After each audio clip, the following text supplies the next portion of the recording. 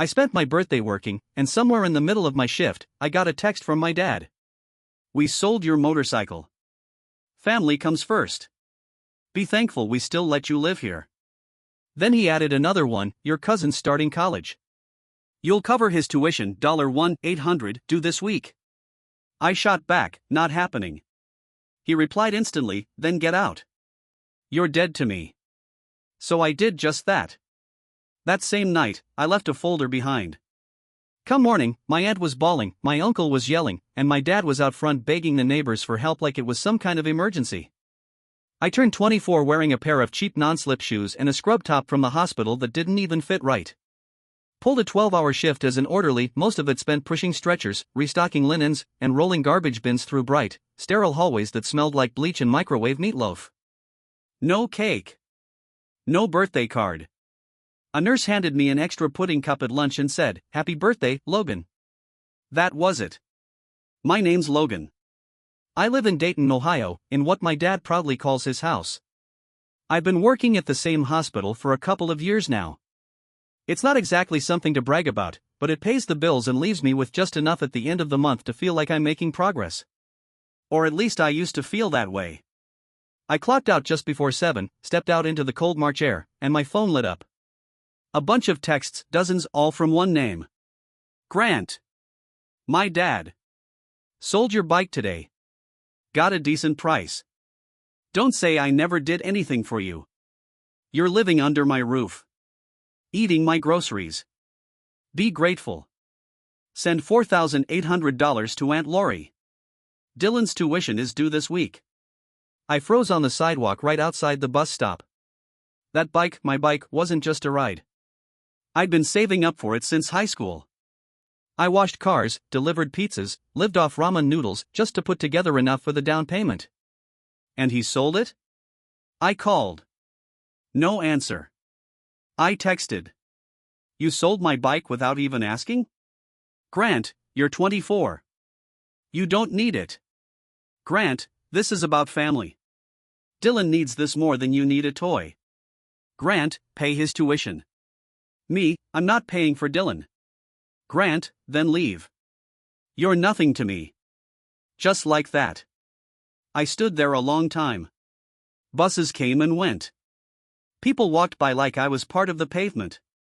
But honestly, I wasn't shocked. Not really. Grant had always known how to hit where it hurt and pretend he was doing you a favor. What hit me harder was how easy it was for him. How fast he said it, like cutting me off was just another chore on his list. I was useful until I said no. Then suddenly, I was garbage. I stood on that sidewalk thinking about the bike. The way I'd ride it out to Cedar Creek Lake when I needed to clear my head. How it made me feel free, like maybe I was heading somewhere. Now it was gone. And so was the illusion, the one that told me staying in Grant's house meant anything more than silent submission. Gratitude, he liked to call it.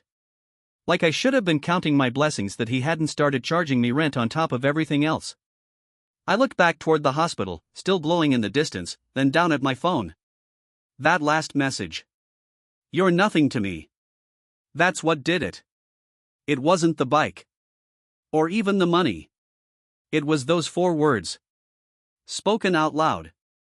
I slipped the phone into my pocket, turned down the long road toward home, and made a decision. I was done. I reached the house around 8 p.m. The walk took almost an hour. I didn't take the bus, I needed that time. Time to breathe, to think, to plan what I might say. But I never came up with the words. I just kept walking, letting those messages play over and over in my head like a song I couldn't turn off. When I finally got back, the porch light was on. Inside, the TV was blasting some random game show nobody ever actually watched. I walked in and felt like a stranger in my own living room. Grant sat in his recliner, nursing a beer. Didn't even glance up when I came through the door. You sold my bike, I said. No small talk. No soft open. Just the truth. His eyes never left the screen. Told you. Family makes sacrifices.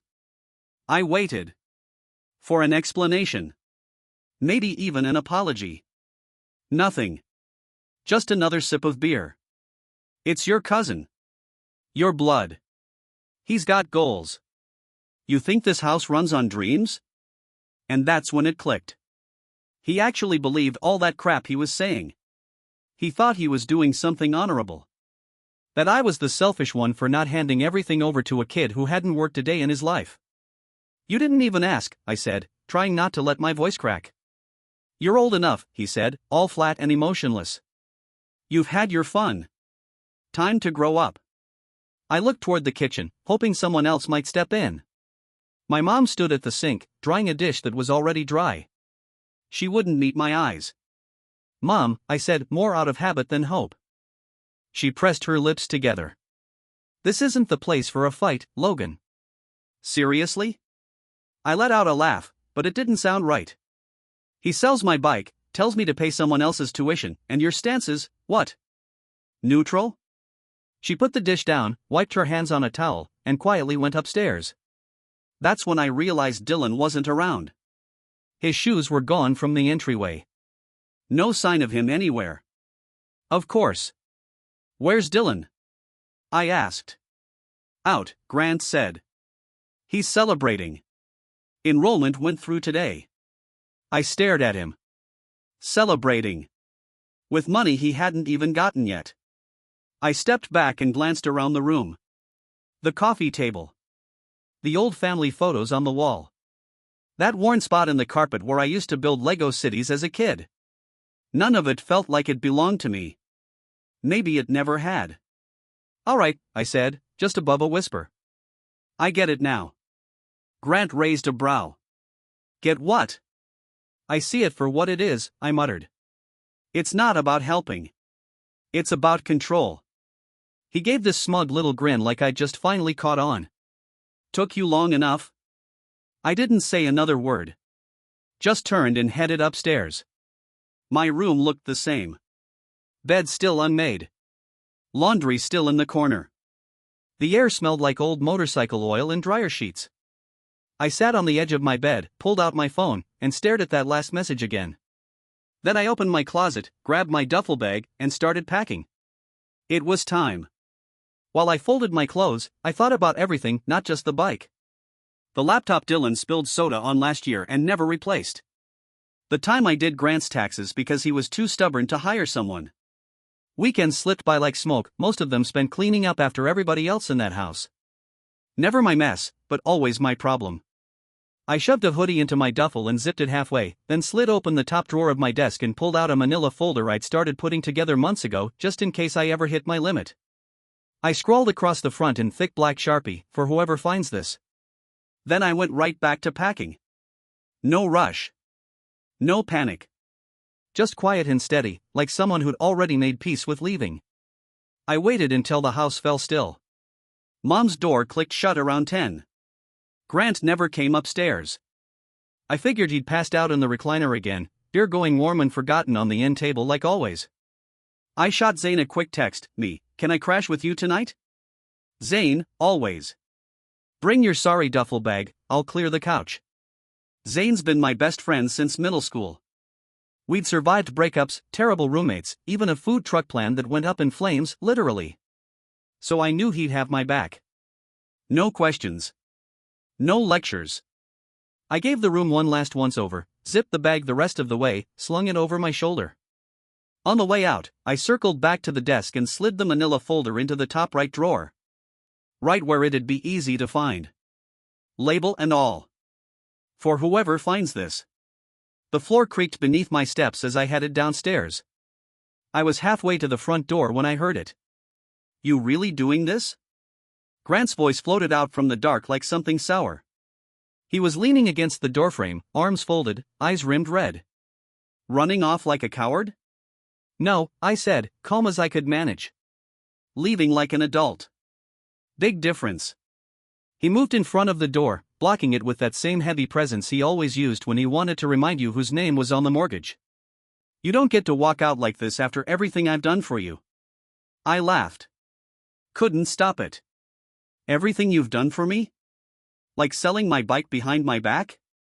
Or expecting me to pay your nephew's tuition? He stepped closer. It's called sacrifice. No, I said, leveling my voice. It's called using me. He stood his ground. Silent. Staring me down the way he always did when he wanted to intimidate, to make me feel like I owed him something. Like being the one who paid the bills meant he owned the people in the house too. Move, I said. He didn't. Instead, he gave me a shove.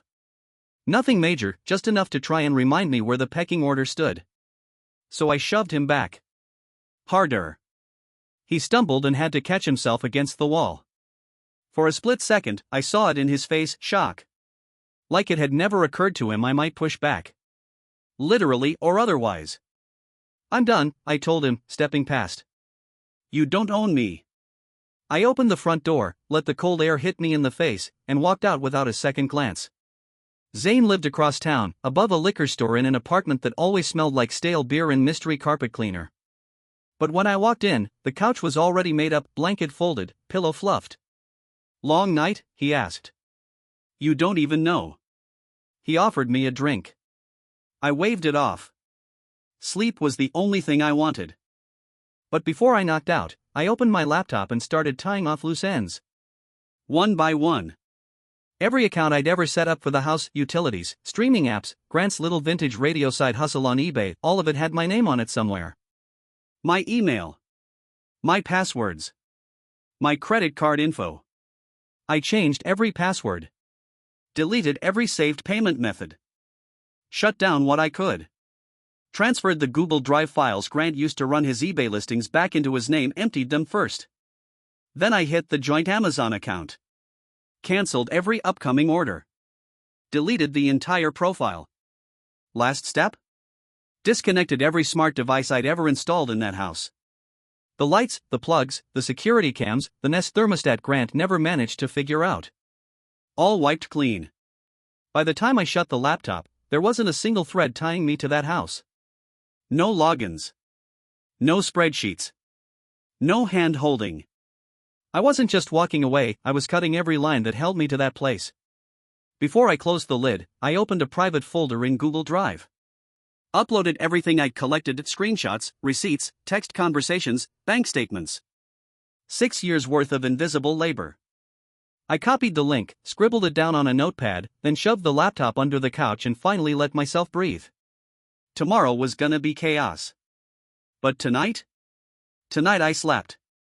By the next afternoon, it had already started.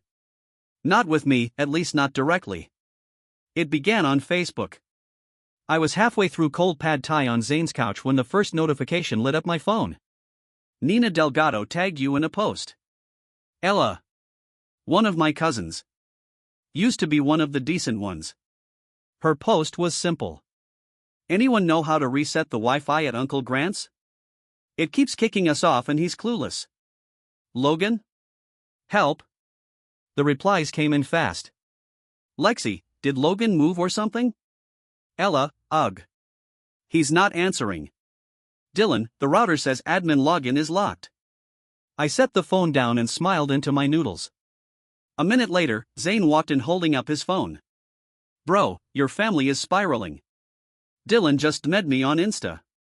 Says your dad's losing his mind because he can't get into his eBay account. I didn't even respond. I was too busy soaking in the sound of the machine breaking down, one I kept running with duct tape and grit for way too long. Ping. Another Facebook post. Aunt Lori this time. If anyone knows how to fix PayPal or e-commerce issues, message me ASAP. It's a family emergency. A family emergency. Sure. One by one, the dominoes toppled. Autopay failed, so bills started bouncing. Grant had never learned to log into the gas account, let alone pay it. Netflix? Gone. Hulu? Logged out. The smart thermostat? Back to factory settings. The house was stuck at 63 degrees. And the messages kept piling in. Uncle Ray, where's the spreadsheet with the tax records? Nina again, I can't get into the family Google Drive. Logan? Dylan, finally texting me directly, Dad's freaking out. The money's not showing up. Did you mess with something? I stared at that last message for a while. Then I typed. Me, nope. Just took myself out of the equation. Dylan, What does that mean? Me means you're on your own. Good luck, I muttered. Zane glanced over from the kitchen. Little harsh? I shook my head. They made their bed. I'm just letting them sleep in it. He shrugged like that made sense. Beer? God, yes. We clinked bottles and flopped onto the couch just in time for another ping. A group chat message lit up my phone on Mom's side of the family this time. Aunt Marla, why is Disney Plus asking for a password? Lexi chimed in, did Logan leave the group chat? Then Dylan, like he was announcing a funeral, he's gone. Took everything with him. Grant's message? Deleted. I sat there, sipping a warm beer on a couch that didn't come with strings attached, and watched them spiral. They hadn't figured it out yet, but this was just the beginning. I wasn't their safety net anymore, and without me, the whole rigged system was starting to cave in on itself. 2 days later, Dylan finally broke. I was scrolling through job listings on Zane's couch, not really looking, just passing time, when my phone buzzed again. Dylan's name. I almost ignored it until I saw the preview. Dylan, I didn't even want to go to culinary school. Dad signed the papers. Said I'd thank him later. I never even applied.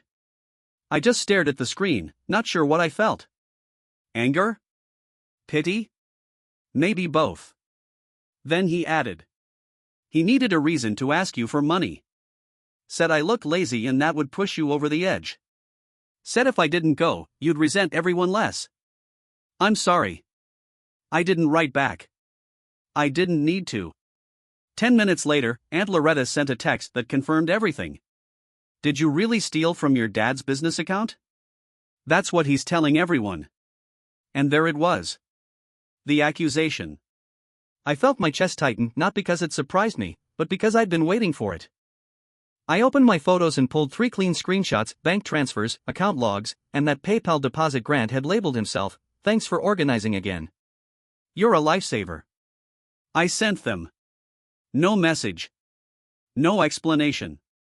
5 minutes later, oh my God. Then, he said you were draining it behind his back. That's when I knew Grant was in damage control. He was grasping at straws. For years, he'd been running that little eBay hustle, flipping old stereos and cameras, but he couldn't even figure out how to ship a box or track an expense. I'd done all of it. Listings. Spreadsheets. Price charts. Even wrote his damn seller bio. And now the whole thing was crumbling. Another ping. Unknown number. Hi, I'm trying to reach Logan. I bought a cassette off Facebook Marketplace last week and I've been messaging Grant Mason, but haven't heard back. Are you still selling? I replied, not anymore. You'll have to contact Grant directly. Good luck. Then I updated his Marketplace page. This account is no longer managed by Logan. Please reach out to Grant for any issues. By evening, my inbox was quiet. But the group chat? A dumpster fire. I didn't rejoin, it wasn't worth it. Zane just screenshotted the highlights and sent them to me like sports scores. Cousins arguing. Uncles jumping in. Everyone demanding answers from Grant. Why did Logan have your logins? What do you mean he handled your taxes? Why'd you say Dylan needed tuition when he didn't even apply? Grant tried to hold his ground. Said I forged documents. Said I went rogue. But the receipts were already spreading. People were starting to talk. To connect the dots. I hadn't stolen anything. I'd been the glue. And now that I was gone, the whole thing was falling apart. I leaned back, phone resting on my chest, letting it all settle. It wasn't joy. Wasn't even revenge. It was just clarity. The family that once stood behind Grant like he was some untouchable pillar was finally cracking. Because the truth? It doesn't need to shout. It just has to be seen. We were halfway through a cheesy kung fu flick when someone started pounding on the door like they were trying to kick it down. Zane muted the TV. Jesus. That's not pizza. My gut twisted. I already knew who it was before I even checked. Uncle Ray. Grant's older brother. The family's unofficial enforcer. Retired military, steel-toe boots, and that permanent look like the world owed him rent. I cracked the door just enough to block his way. "What do you want?" He didn't bother with niceties. "We need to talk." I didn't budge. "About what?" He leaned in close, breath reeking of drugstore cologne and something foul. "About you blowing up the family over a motorcycle and a tuition bill." "Try 5 years of being used and lied to," I snapped. "But sure. Let's call it a motorcycle." He shoved the door open, stepping in with a force that made me stumble. "You're gonna fix this, Logan. Whatever you messed up, you're gonna undo it." Zane stepped in like a bouncer, planting himself between us. "You need to step back, man." Ray glared. "Who the hell are you?" "I'm the guy whose name is on the lease," Zane said, calm but solid. "And if you keep pushing your way in, you'll be talking to the cops next." Ray took a breath, his eyes flicking between us. "You think you're clever now, huh? You leave your dad to sink, let everyone crumble, and sit here like a king on a couch that ain't even yours." I crossed my arms. I didn't let anyone fall apart. I just stopped holding them together. He stepped back, jaw tight. "You'll regret this. He's your father." I shook my head. "No." He stopped being that the day he said I was nothing to him. "Don't come back." Ray stared me down, trying to decide if he still had the upper hand. He didn't. He turned, slammed the door so hard it rattled the frame, and stomped down the stairs like a walking threat. Zane locked the deadbolt, then looked at me. "Dude, your family is wild." I didn't even get a chance to answer before my phone buzzed. "Dylan. Dad shoved Mom today." Over the phone bill, Dylan had written, "Uncle Ray lost it. Aunt Lori's a wreck." I read it twice. Then once more, just to let it sink in. Zane peeked over my shoulder. "They're coming apart," he said. "Yeah," I nodded. "And for once, I'm not the one holding them up." Later that night, I had to get out. Just needed air. My legs carried me a few blocks without thinking, muscle memory dragging me past familiar streets. Before I realized where I was, I ended up near the old neighborhood. And there it was. The house. Lights blazing, front door wide open. Grant was out front, stomping in circles and yelling into his phone. His voice had that sharp, panicked edge, the kind that cuts through quiet streets. Aunt Lori sat on the porch, crying. Ray was on the steps, elbows on his knees, face buried in his hands. Two cousins stood stiff near the mailbox like they weren't sure if they should step in or stay back. It was like watching a bad TV drama unfold in real life. I didn't cross the street. Stayed hidden in the shadows behind a row of parked cars. More Facebook DMs trickled in that night. Cousins I hadn't heard from in months suddenly wanted answers. "Nate, what's actually happening, man?" "Ella, did you mess with Dad's business stuff?" "Laura, is it true Dylan never even applied to culinary school?" Some were just curious. Some already had their minds made up. Most were just lost. I didn't respond to any of them. Let them sit in it. Let them ask their own questions for once. I was done playing interpreter. Done being their emotional janitor. I was out. And without me? They were unraveling fast. It was close to midnight when someone knocked. Not angry, not frantic, just gentle. 2 soft knocks. A pause. Zane was out cold, snoring into a throw pillow. I got up and cracked the door open. "Dylan." He looked rough. Not the usual styled hair, fresh sneakers kind of rough. This was real. Hoodie wrinkled. Eyes bloodshot. Like sleep hadn't visited him in days. "Can I come in?" he asked. I didn't answer. Just stepped aside and let him in. He didn't even sit back. Just perched on the edge of a chair like he wasn't sure if he belonged. "I didn't know where else to go," he said finally. "Mom won't talk to Dad. Loretta's falling apart." Ray bailed. Everyone's pointing fingers. I crossed my arms and leaned against the wall. "Why me?" He looked up, eyes red and glassy. "Because I'm tired." "Tired of what?" "Being the good one," he said. "The agreeable one. The easy one. The one who always says yes." He paused. Sound familiar? Yeah, I said. Too familiar. I never wanted the school thing, he admitted. Dad decided for me. Picked the program, filled out half the forms himself, then told everyone I wanted to be a chef. I raised an eyebrow. You don't? Dylan gave a tired laugh. I like mac and cheese, Logan. I've never cooked anything that didn't come out of a box. That made me crack a smile. He leaned forward, elbows on knees. You were right to walk away. Took me all this chaos to see it, but you were right. The only sound was Zane's low snore in the background. I don't want to end up like him, Dylan said quietly. Trapped in lies. Angry. Screaming at people who stopped catering to him. You're already not him, I told him. He stared at the floor. I don't even know where to start. You already did. You're here. He nodded slowly, unsure.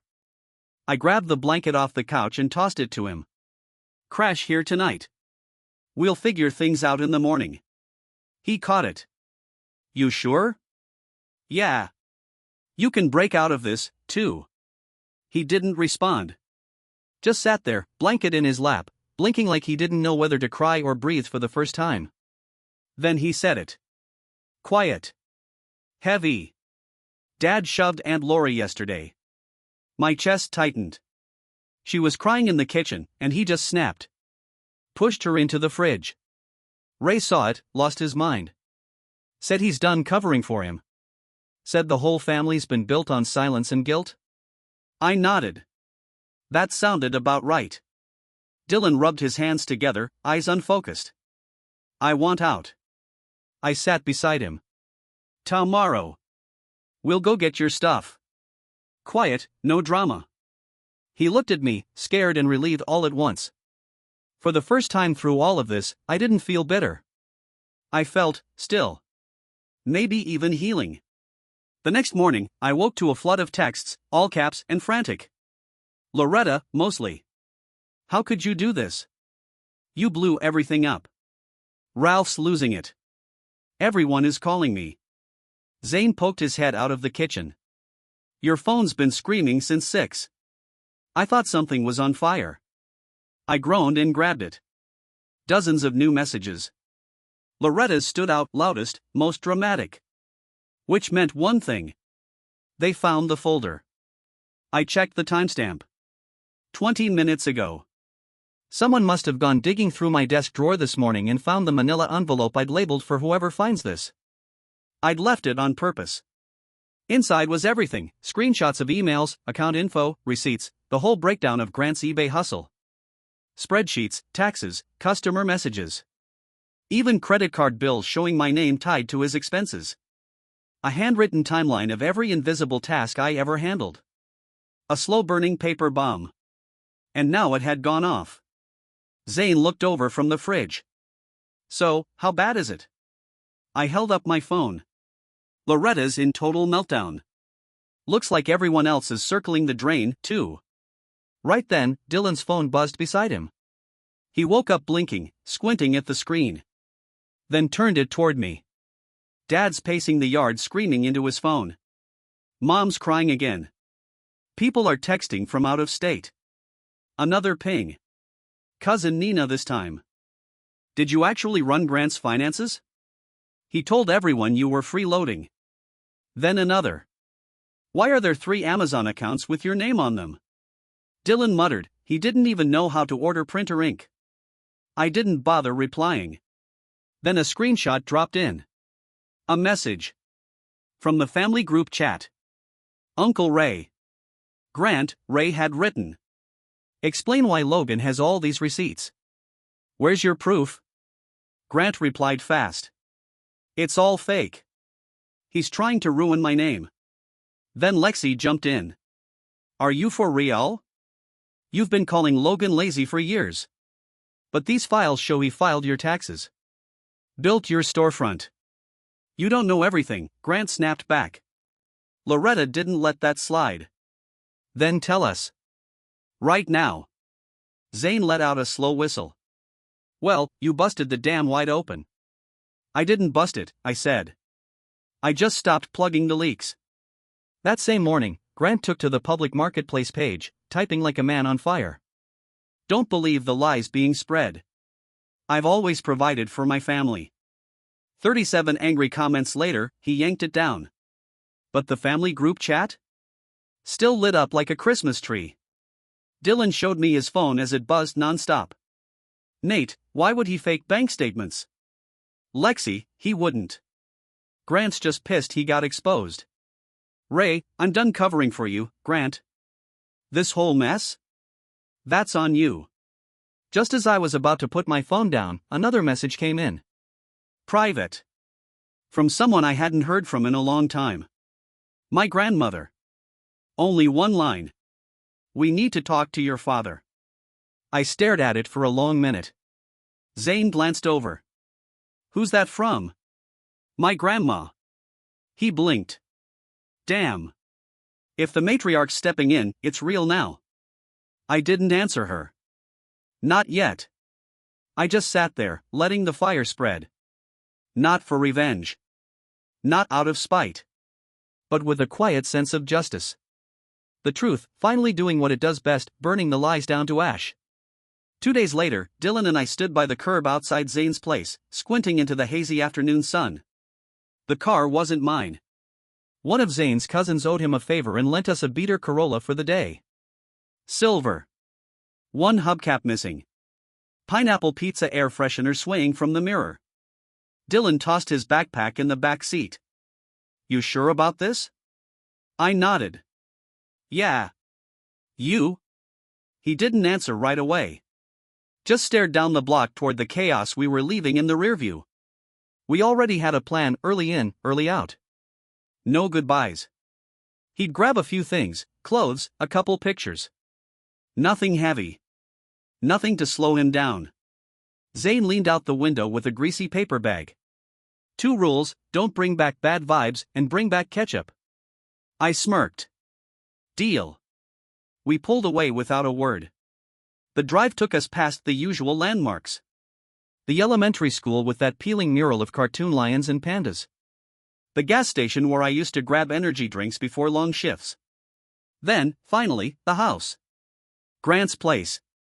Our old home. We didn't stop. Didn't even slow down. But we both looked. There he was.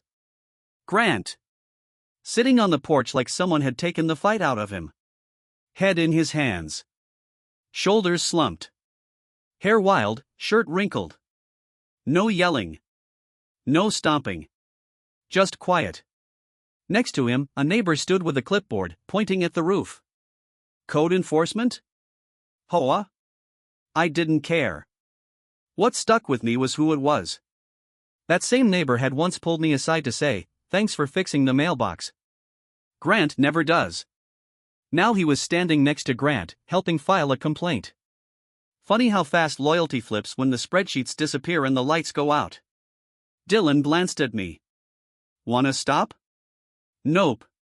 We kept driving. 1 block later, my phone buzzed. Voicemail from Aunt Loretta. This one didn't scream. It just sighed.